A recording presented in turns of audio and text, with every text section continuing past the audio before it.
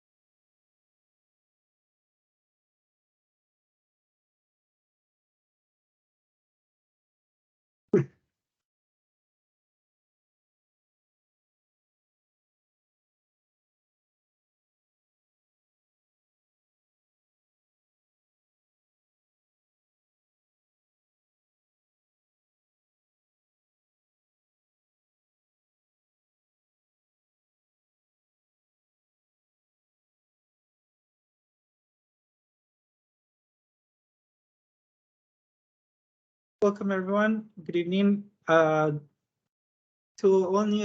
everyone who's attending, we're going to wait a minute or two before we start, just to make sure that everyone that wants to attend are able to join us. So we will start here soon. Thank you.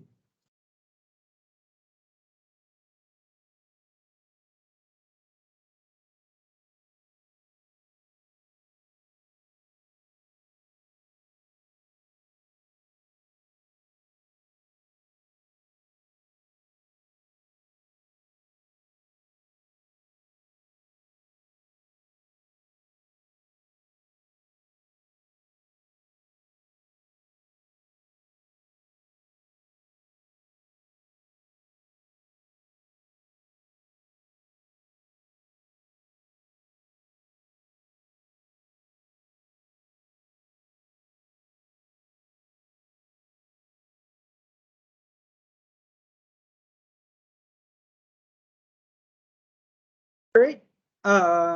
So it's 5:31, and I think we can kick off this meeting. Welcome, everyone. Thank you all for joining us this evening. My name is Edison Bautista, ACHD Senior Transportation Planner and Project Manager for this concept study. This is the Nez Perce Corridor Study public meeting. And first, we would like to start with some introductions from our project team. And as part of ACHD, we have Christy Foltz Aldrich, Josh Sack, Mick McCarthy, and myself, Edison Bautista. And from the consultant side, which is representing Jacobs, we have Darren Fluke, Betsy Roberts, and behind the scenes on all the tech, we have Leanne Rutland.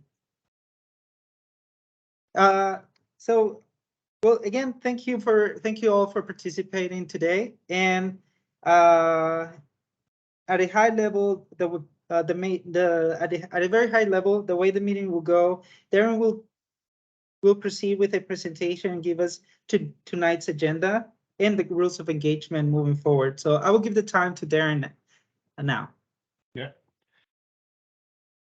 Got my slides out of order, everybody. Good evening, and thank you for being here. Again, my name is Darren Fluke, and I'm the project manager for the consulting team on the Nez Perce Corridor Study.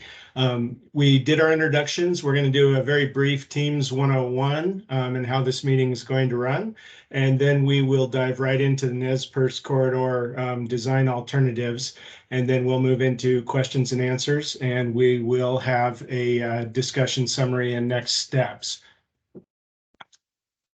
So just as far as teams go, tonight you're all going to be muted while we run through the full presentation. We do ask that you place any questions that you have within the chat. To access the chat, that's just on the toolbar at the top of the chat window. And clicking that will open up another window, and you can write whatever you'd like, whatever question, and we'll handle those verbally at the end of the presentation. Keep an eye on the chat box, and you'll be able to see the questions that other folks are asking as we go through the presentation. If you're interested in more information on this, and I assume that you will be since you're all here, please go check out the story map for the online public survey, and that is located here. I'll put this link back up at the end of the presentation, but if you are interested, you can look at this at the same time, or you can wait until we're done, I guess, depending on how many screens you have. So that's the link. And again, we'll put that back up in the chat, and you'll see it at the end of the presentation as well. With that, I think we ought to just dive right into the Nez Perce Corridor design alternatives. And first, I want to just show you the extents of the project, which are noted here. We start at Millad Street and Orchard on the west end of the project and proceed over to Pond, where the route takes a turn to the north and proceeds to Hillcrest Drive.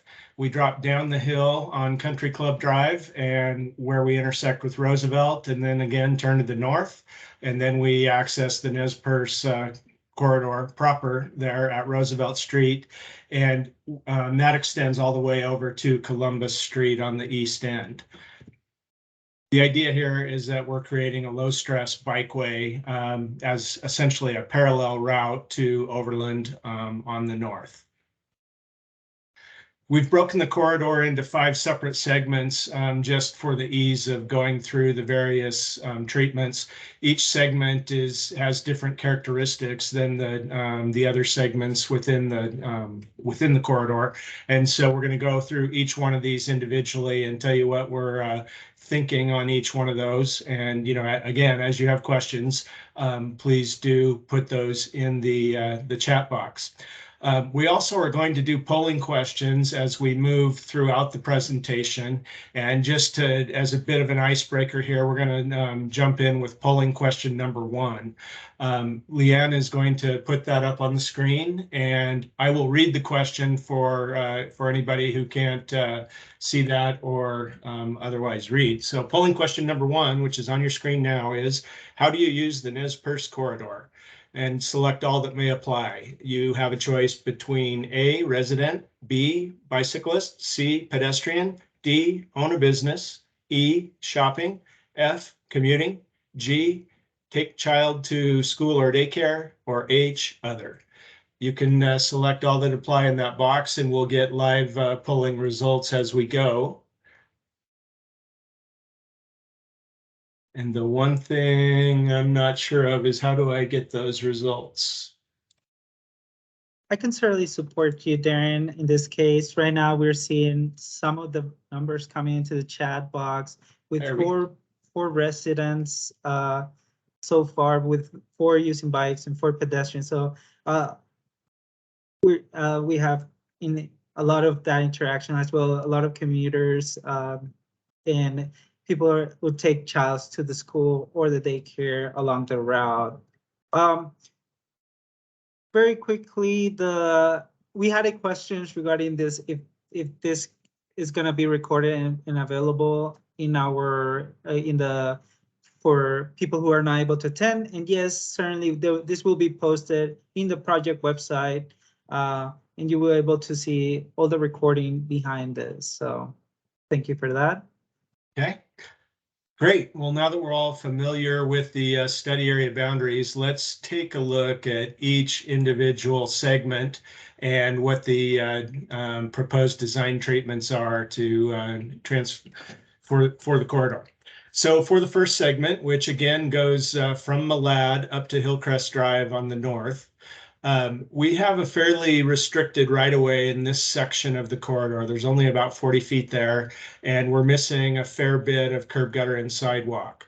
What's proposed for treatments here is filling in a sidewalk gap on the south side of Malad Street, taking it to the intersection with Pond, enhancing the intersection crossings at Pond and Malad, and then filling in missing sidewalk along the east side of Pond Street, which will connect in with the existing sidewalk terminus just south of the Hillcrest Elementary to the north there.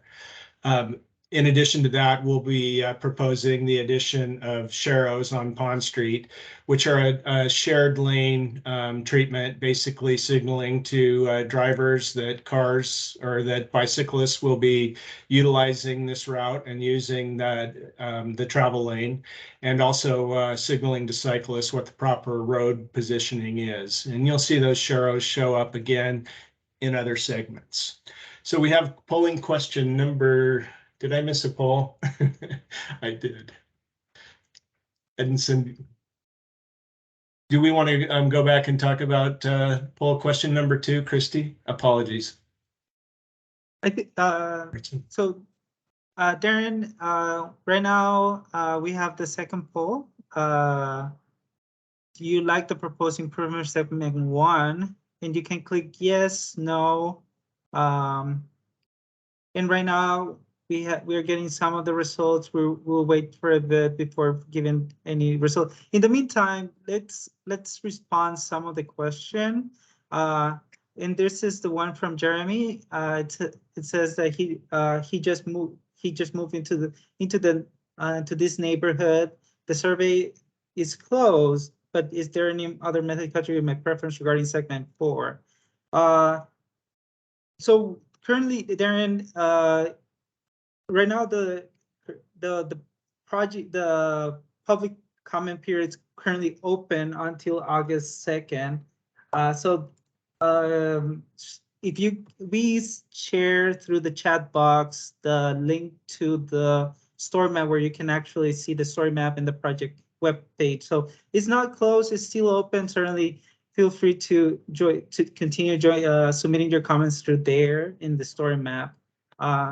Regarding the poll, we received 66% of the participants say that like the proposed improvements, and 33% expressed that they didn't agree with the recommended improvement. So certainly, if you don't agree with the provide your input regarding why don't you like, or what things you like but want to see differently. Certainly, but always go to the survey in the story map to provide further feedback on how you would like to the things that you would like to see differently on that segment. Okay, moving on to the next slide. For segment 2, this is the stretch from Hillcrest Drive, and it includes the entirety of Country Club Drive. They're from the Country Club all the way down to Roosevelt.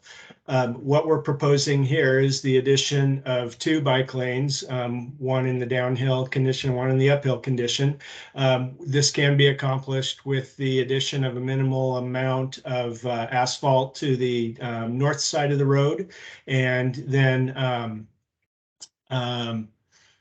also, we would not be changing the south side of the road. We would just reconfigure the center line of the road so that it would accommodate 2 travel lanes and 2 bike lanes. In addition to that, we would be proposing to fix up the area within the right-of-way that is currently utilized by the Country Club now for employee parking here, just by delineating the curb and adding a driveway or 2, and then adding a curb here to delineate the area currently used by the Country Club for pickup and drop-off, and also the movement of golf carts, which come out on the road to access the back 9 over here. So in this, on this one, we are now moving to polling question number 4, which is, do you like the proposed improvements to segment 2? A, yes, B, no.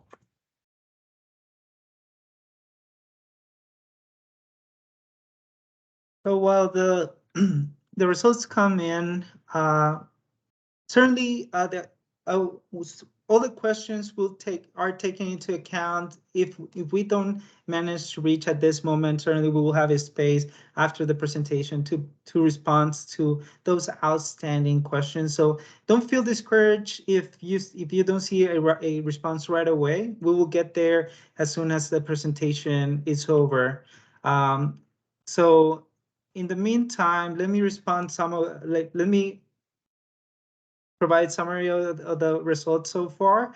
We're seeing 85% yes for the proposed improvement for segment 2 and 14% response of no's. So that's a positive response so far, certainly. So yes. Okay, shall I move on to the next segment? Hearing no objection. The segment number 3 is Roosevelt Street, extending from the intersection with Country Club Drive up to Nez Perce on the north. We've proposed a number of treatments to this segment, and the most striking or most noticeable, I suppose, is the realignment of the intersection of Country Club Drive and Roosevelt Street. That will accomplish a couple of things. One, it creates a nicer pedestrian crossing, and it creates a buffered condition for the bike lane coming around the corner. But it also will slow traffic that is making a right-hand turn onto Country Club Drive, making it safer for all the users. In addition to that, we're proposing the addition of buffered bike lanes north and south on Roosevelt Street to make the connection a little further to the north with Nez Perce, and then picking up adding a small piece of missing sidewalk along the east side of the roadway. This configuration will require the removal of parking on the west side of Roosevelt Street. We will maintain the existing parking that's on the east side of Roosevelt. And then in addition, you'll get a small bulb out there and a nicer pedestrian crossing of the street from east to west. And with that, I think we can go to poll question number 5. Which is, do you like the proposed improvements to segment 3? A, yes, B, no.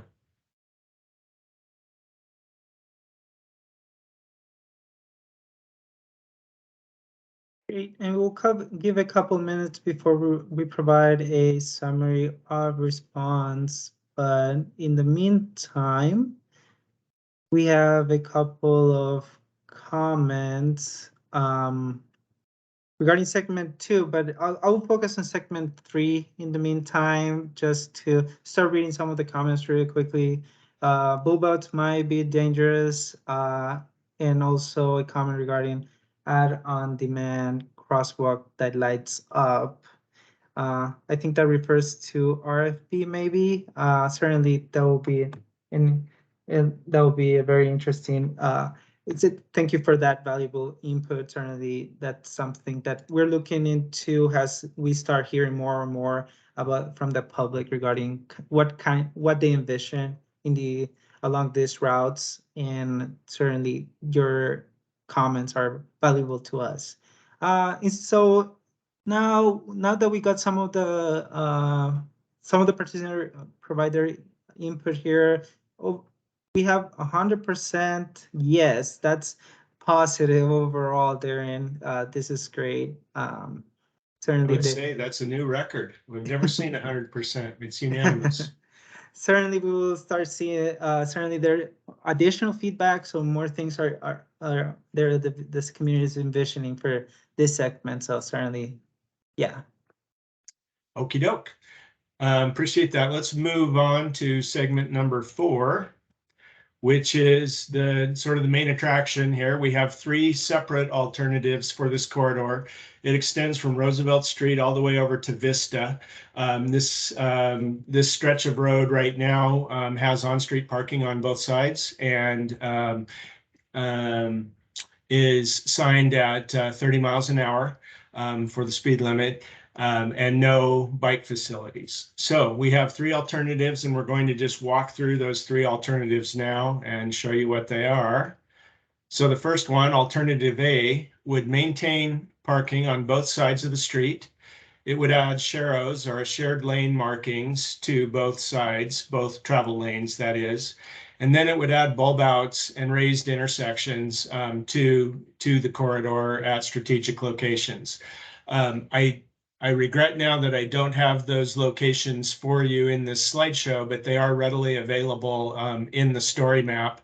And if we have time here just at the end of the show, we can take a look at the story map and we can show you those locations. But the bulb outs are much like you saw on the previous here at the intersection. They would just come out to delineate the parking. The other thing that bulb outs do is they extend the sidewalk out, making pedestrians more visible to oncoming traffic. And they also shorten the crossing distance so people can get across the road much more readily. So this is alternative A. We're going to save our polling questions for the end of all three alternatives. And so with that, I'll move on to alternative B, which looks like this. Alternative B would maintain parking on the north side and eliminate parking on the south side of Nez Perce. We would add bike lanes, conventional bike lanes in both directions. And then we would add bulb outs and raised intersections, as we just noted on the previous slide. So that's alternative B, eliminating parking on the south side, maintaining on the north side, and adding bulb outs and raised intersections at strategic locations. And then alternative C is would eliminate parking on both sides of Nez Perce and would add a buffered bike lane in lieu of those. And then we would add raised intersections at strategic locations. With buffered bike lanes in this configuration, you'd not be able to add the bulb outs, or at least conventional bulb outs, the way that we've shown them so far. And so the alternatives go essentially alternative A from the lightest touch to alternative B, which is eliminates parking on one side, to alternative C, which would eliminate parking on both sides. With that, I think we should go to polling question number 6, which is your preferred alternative to segment 4? Alternative A, B, or C? Thank you, Darian. Certainly a lot of alternatives coming in. I would like to remind everyone, certainly as part of this public meeting, we have the options alternative A, B, and C, but you can also go, if you like one, but would like to see some changes or some adjustment for us to refine those alternatives, certainly let us know through the public, through the survey. You will have options there to click on the elements that you like and the elements that you dislike, and then you can provide us further feedback on what you would like to envision in your neighborhood, because this is all what we're trying to do, capture that input and those proposals that we're here in front of you. Certainly we have a couple questions, and there was one that caught my attention, Darren. One being, and I can find it here quickly. Why are you certain about the other segments but asking for alternatives on this one? Do you want to tackle that one, Darren?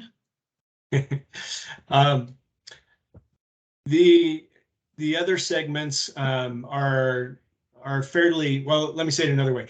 The Nez Perce segment is unique in its configuration. It's a long straight stretch, which does allow for higher vehicle speeds. Some would say it encourages higher vehicle speeds.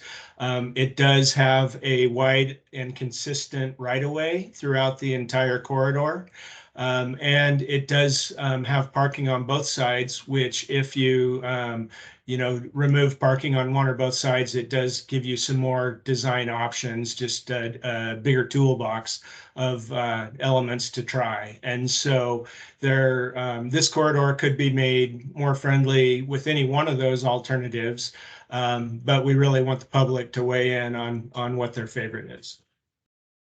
Yeah, certainly. And in addition to that, the other segments, I think certainly the proposals that we are given to the certainly you guys can shape them up with your input and your feedback. If you would like to see something different, certainly we encourage you to go to the survey, provide your input, or if you have any ideas or questions, put it on the chat box. Certainly feel free to provide your thoughts, and that help us, the project team, to evaluate in the future and see how we can shape up those ideas into reality. So thank you for that. Now, after giving more time for a little bit of time on that, we have results, Darren, with Okay. alternative C coming on top with 50%. Then second place, alternative B, and final alternative A. Interesting. All right. Appreciate that input. Let's move on to the fifth and final segment, which is the segment between Vista Avenue and Columbus. Currently, this stretch of roadway is missing a good deal of curb gutter and sidewalk. It also has very low traffic volumes and relatively low speeds. It does have parking on both sides of the street. And so the treatments that are proposed for this section are to maintain on-street parking on both sides and to add curb gutter and sidewalk where missing along the corridor, along the entire length from Vista to Columbus, and then adding shared lane markings or sharrows as well, which are again an appropriate treatment where you've got low traffic volumes and relatively lower speeds. And so the polling question for segment number 5 is, do you like the proposed improvements to segment 5? A, yes, B, no.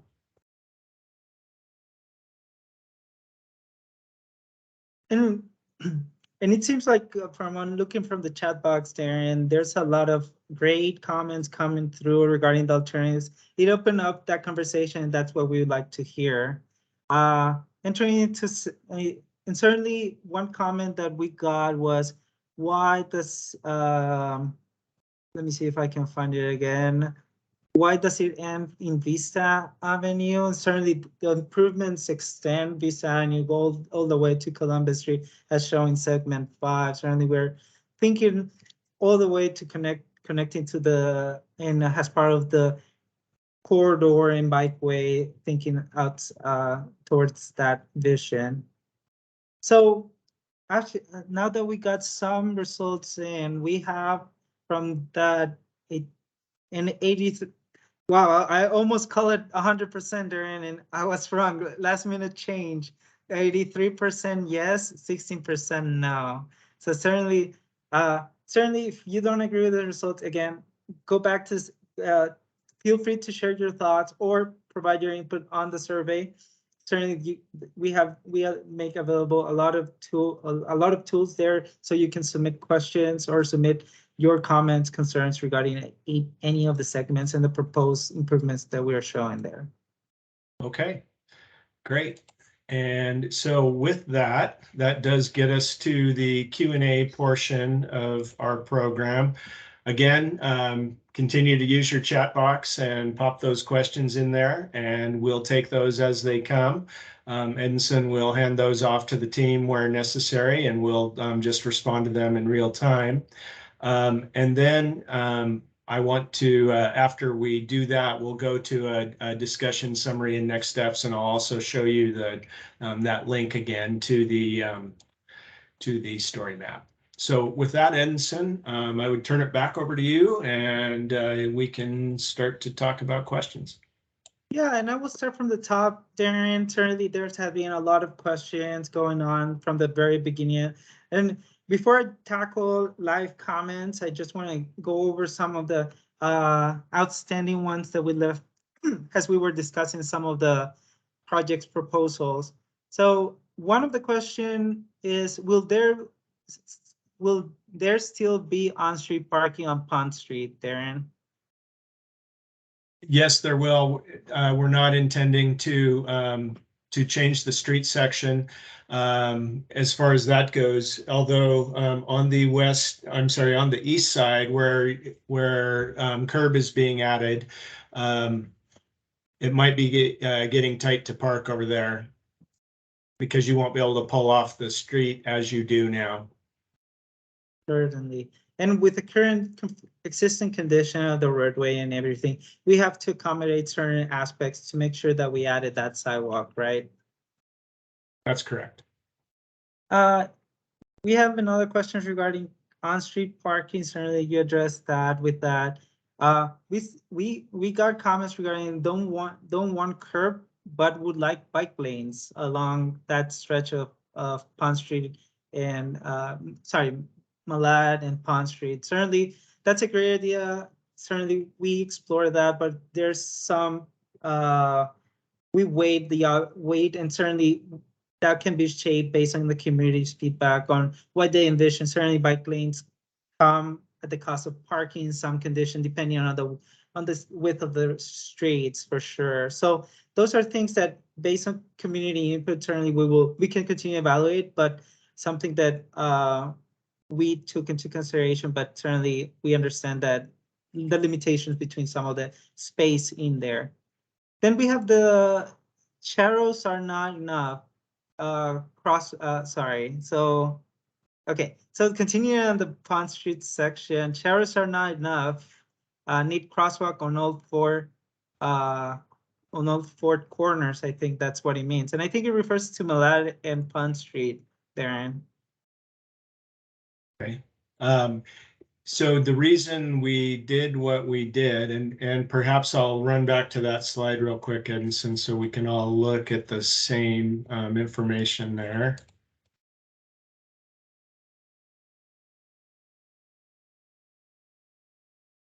So basically we had much more missing sidewalk on the west side than we did on the east side. And understanding that there's a certain amount of interest in keeping some on-street parking on the street while accommodating bikes and pedestrians, we determined that we could fill a little gap of sidewalk here on the south side of Malad. And this essentially will make sidewalk continuous all the way to Orchard Street along the south side. The north side is missing sidewalk along almost the entire stretch from Pond to Orchard. And so we felt the best bang for our buck was to add this missing piece of sidewalk and include crossings here, picking up the missing sidewalk here. If we had sidewalk, a receiving sidewalk on this side, then we could add crossings. But the ADA code, and Josh may want to speak to this, Edison, would not allow us to add crossings here unless we had receiving sidewalk. Did I get that right, Josh? Darren, that's correct. So if you can't really install a sidewalk, or I'm sorry, a crosswalk or mark crosswalk if you don't have a ramp to receive it. I know we have a lot of crosswalks within Ada County that don't. Those are sort of vestiges of a previous time where we were allowed to do such a thing. These days we are not if you don't have an actual ramp. So that's why they show crosswalks only on 2 of the legs. And just to follow on that, I mean, I'm following some of the chat here, and certainly this is always one of the more controversial aspects of these types of projects is the removal of parking. And so we're always sensitive to that when we start. Again, I want to emphasize that Pond Street is unique amongst the segments in that it only has 40 feet of right of way. And so if it was going to get a standard road treatment, our standard right-of-ways for residential streets are 50 feet in width, and that'll accommodate 2 travel lanes, parking on both sides of the street with curb, gutter, and sidewalk. But with 40 feet, we don't have the same number of options, and so we proposed this, which we thought was a sensible compromise. Certainly there'll be other opinions, and we're hopeful that you'll add those into the chat and into the survey online as well. And Edison, I think I should have also mentioned here that I should have, and I guess we'll get to it at our last slide when we talk about next steps, but this is an intermediate step. We really want to hear what the public thinks about these treatments. We will take all that information and go back and come up with a preferred alternative for all 5 segments that will then get its own round of public information. Yeah, totally, Darren. And we'll come back with in front of the public with that, and certainly we'll provide more information as we move forward with this presentation. Certainly, we continue to receive input regarding Malad and Pond Street, regarding about sidewalk. There was comments regarding having sidewalk on the west side since the school is located there. Certainly, there are challenges, especially with that constrained environment there. Really, like the property line, it's closer to the roadway there. Certainly, that's something that we would have to review to make sure we are able to add the correct the sidewalk with the correct standards and making it ADA compliant and everything there.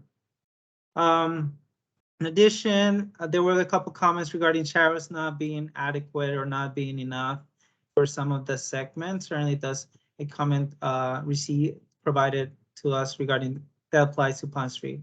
But Darren, we have moving to Country Club. We receive additional comments, questions saying about this segment be having the most comprehensive treatment. So from at that point of time. So any comments on that regarding the treatment under consideration, and also regarding one comment regarding that they agree with the proposed improvement, but then they regret it immediately because it does need a sidewalk as well. So it's something that's saying like, yes, they like what they're seeing, but they would like to see sidewalk as well. Any thoughts on that comment, Darren? Yeah, I do have some comments on that. I just wanted to maybe take a look at the aerial of Country Club.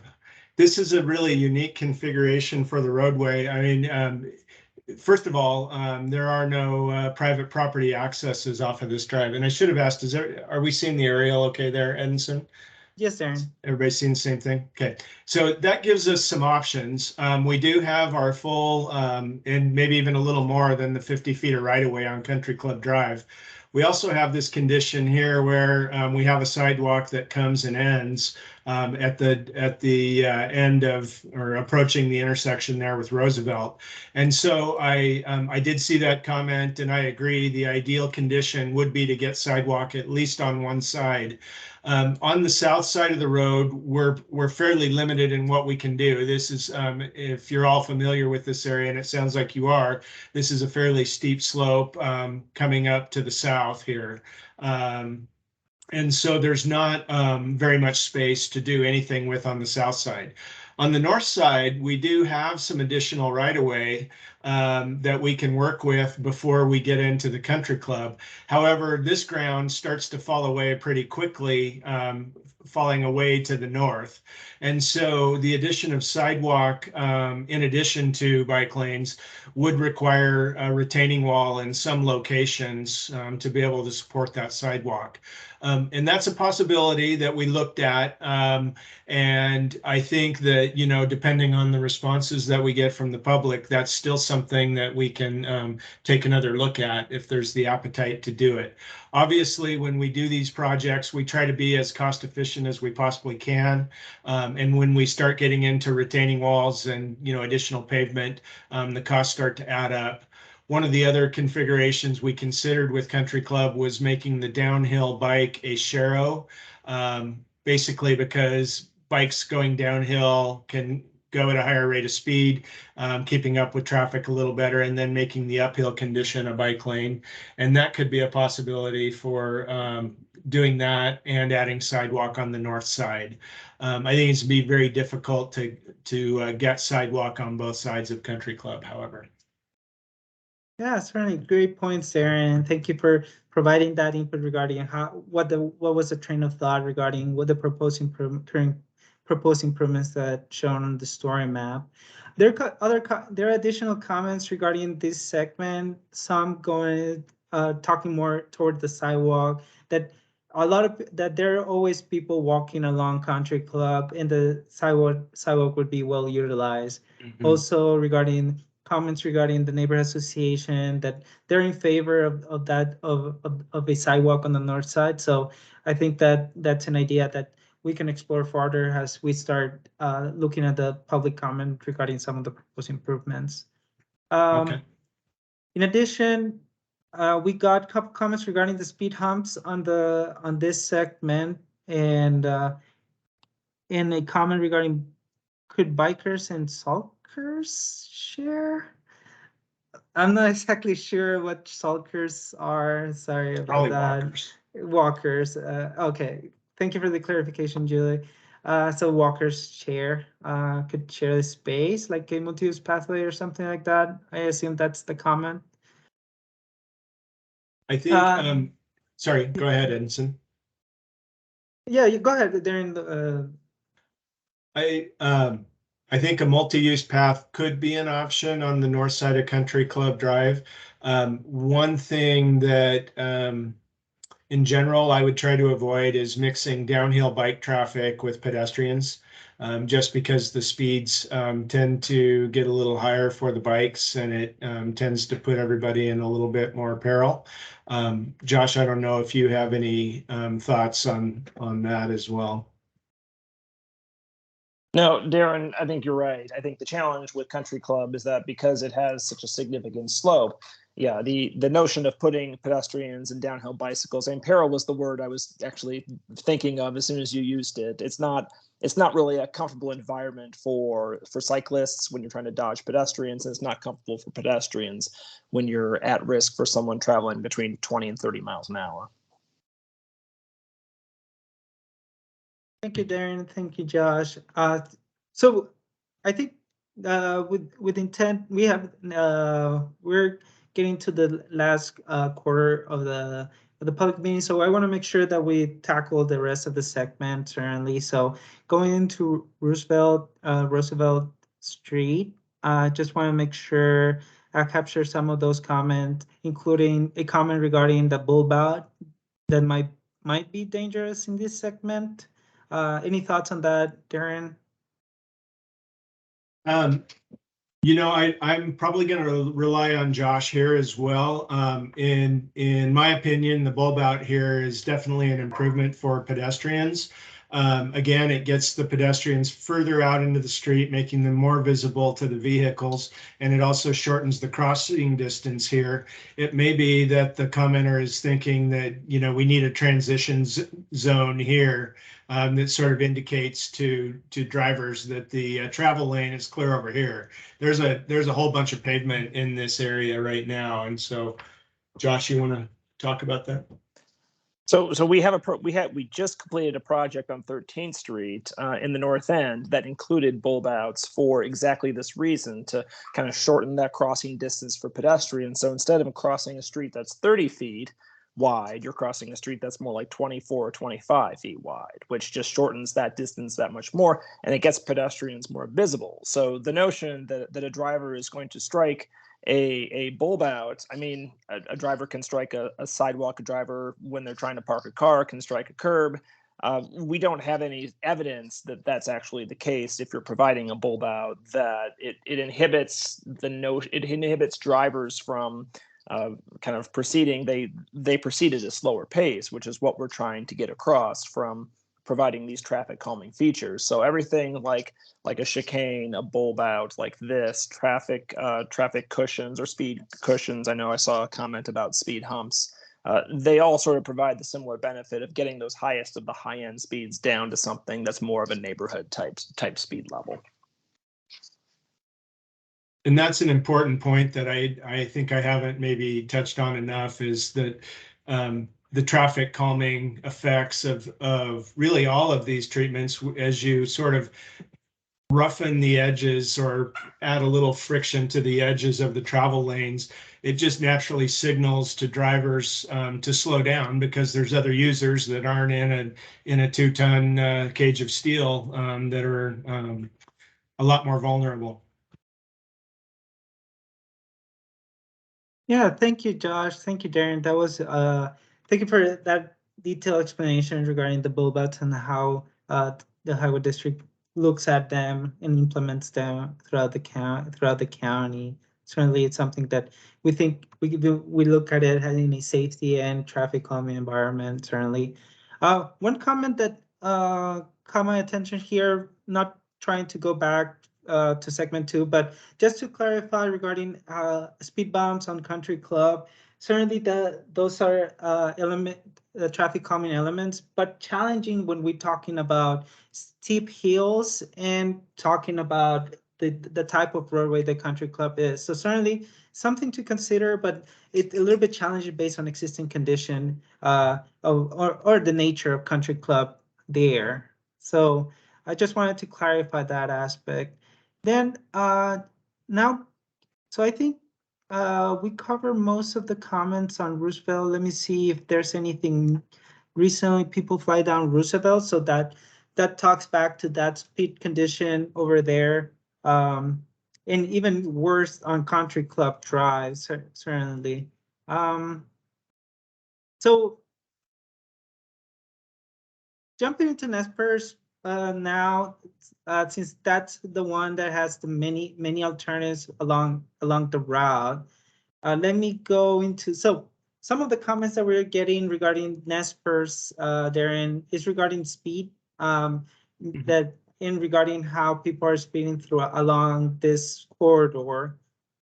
It's other people talking about how it's a little bit risky for the students and the cyclists along this route. In the need of some traffic of calming, slowing, and buffer or marked bike lane.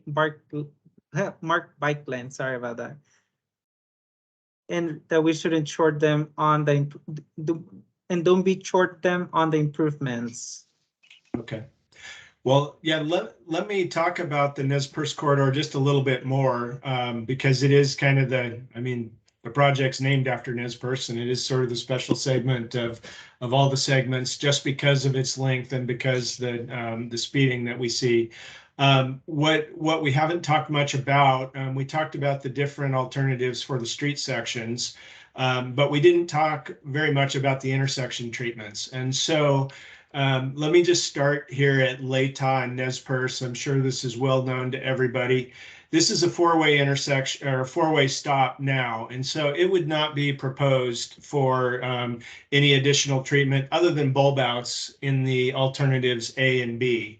However, an intersection like Cleveland Street, actually that's not a good example. Pacific is a better example because it is basically midway between Latah and Atlantic.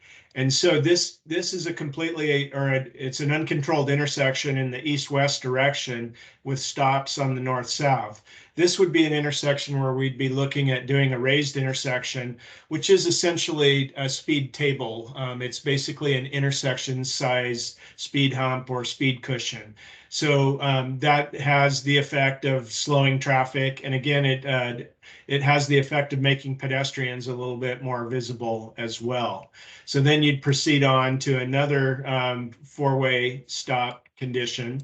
And so there would be no changes to that in A and B.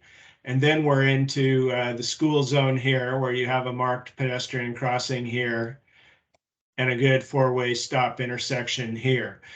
We could consider bulb outs at this location, although we do have turning bus traffic here, which makes it difficult to tighten up that radius much more than what we have there today. And then going down the intersection, again, we'd propose a raised intersection here. Moving down to Shoshone is an area where, and you'll see all of this in the story map when you're in there taking the survey, but on Shoshone, we were proposing that we bulb out this intersection and create a bulb out here. And again, that would narrow the street section down, naturally slow the traffic down and make the pedestrians more visible than they otherwise would be. Targhee would be proposed for a raised intersection. And then we also are proposing to include a bulb out here at Nez Perce and Vista as you turn in to the Nez Perce corridor coming from the north, or as you're coming through the from the west to the east, we would bulb out this intersection as well. ACHD recently added the pedestrian crossing here, the pedestrian actuated crossing, and we have proposed of adding bike push buttons at this corner and this corner, so that those will be on arms that extend out a little further into the street, and cyclists aren't required to get off their bike to go push the button and ask for the light. So that's just a little bit more about that Nez Perce corridor. Thank you, Darren. And certainly those are a lot of improvements along the route and the intersection that like you were explaining, that those are targeted towards that traffic calming component to make sure that drivers follow the current speed limit along this route and lower those. So there's a question here, Darren, regarding could you post lower speed limits? And I guess this would go back to Josh regarding Nez Perce. And in addition to that, her comment is remove the convenience of Nez Perce instead of Overland. So this sounds exactly like some of those elements that we're doing on Kootenai Street, in not too far from here. I mean, what we like to say is that drivers, the vast majority of drivers are reasonable and prudent, though obviously we see exceptions to that, and those are the ones that stick out in our mind on any street that we live on or are a part of. The elements that we have, I mean, it's certainly going to be the case that we have it before, we're going to have an after, and depending upon what happens on the street once we implement these, we come back and do the follow-up study and see if now that we can lower that speed limit and that it is justified based on those measures that we've installed here. So it's nice to think that we can reduce the speed and everybody's going to go that 5 miles or 10 miles an hour slower, but reality doesn't ever find that to be the case. And we've got tens upon probably 100 examples where we've changed the speed limit and haven't done anything physical to the road, and we don't get that commensurate change in speeds. So it's nice to think that that's going to be the case, but reality doesn't necessarily dictate that. Thank you, Josh, for that. And certainly, I think this traffic calming elements will certainly help that traffic flow and making sure that people feel slightly uncomfortable enough for them to stick with what the safe speeds to travel along the route. In addition, there's a couple comments here regarding parking and certainly regarding the number of apartments that live along this route. In addition, there was a statement, I think it's more of a statement that says shadows are not enough treatment to improve the route. So that's something to note there, and certainly as we start looking at the comments from everyone and reviewing public input. But certainly we have a lot of alternatives out there. Certainly go into the survey, provide select the option you like, or the one or provide us feedback of elements that you like or of the different ones, and we can evaluate it to next time we come back, we can show a more refined alternative at that point. Certainly thank you for all your input and participation. I see the chat box being a lot of interaction between the community there. In addition, I hear from the project team that certainly I heard a comment regarding speed humps not being the way to go in many of this route, and that they are terrible. And I'm phrasing here, not to, but speed humps certainly are something that ACHD has continued to evaluate, and the practice has changed, and making more accommodations to make sure that it's not has impactful towards bikes or vehicle, or has impact to bikes to not impact bikes, because I know the comment was regarding vehicle and bikes. So bikes are with the new speed tables, it allows a better use for the bikes. So certainly something to take into account as we explore some of the alternatives here. And now that we're getting closer to the last portion of the meeting, I want to make sure we tackle the last one. Do you like the proposed improvement for segment 5? And again, a couple comments regarding shadows not being adequate. I think that's one portion of it, and then I think I was sure. One question that we are getting, it's, are we putting center line dividers at Nez Perce, Darren? I'm going to defer to Josh on that because there are some very particular considerations when adding a center line. Are you talking about just a center line, as in a center line for the roadway? Correct. Okay. Yeah, it's a potential, but there are certain considerations. I mean, there's a minimum volume, a actual traffic volume that you have to have in order to put a center line, and Nez Perce doesn't have quite that. What we're finding when we install center lines is that sometimes, depending upon conditions, and it sort of varies from place to place, that speeds can go up. People see those lines and they just kind of follow the lines, and they feel like they can go maybe perhaps a bit faster than what we'd ideally like them in a neighborhood setting. So we have to really carefully consider where we put center lines in. I guess I can't say yes or no at this point, given sort of all the stuff we're putting onto Nez Perce. So it's a consideration, but given that we may increase speeds, I can't say it's definitive. Thank you, Josh. Thank you, Darren, for that detailed explanation regarding the center turn lane. So there's a question regarding probably asking for more information regarding Cassia Street and how was that done. And maybe you can give a quick rundown, Josh, super quick, and or Meg before we actually like deviate too much about Nez Perce here. I think if Meg's here, I think I'll let her handle that, since I'm not as familiar with that project as I am perhaps others within the county. Sure. So Cassia Street, we actually just added sidewalks and did traffic calming, just some bulb outs and sharrows. And Cassia, I believe, does not have a center line. Okay. So I think it was somewhat aligned. We're taking some improvements from Cassia and implemented here, certainly, and looking even more, expanding more towards those as we do those proposed alternatives here, certainly. Another comment, and it's regarding speed will go down, I predict, with Cernas. Okay. Perfect. So, all right. I'm not seeing a lot of any additional comments, questions that you guys might have. I will do a quick rundown on the chat just to make sure we're addressing most or all the comments that we have been getting so far. Hey, and Edison, while you're reading, I think I just wanted to show folks the story map real quick, and we can do just a quick tutorial on that while you're checking the chat. So this is where that link will land you at the corridor study.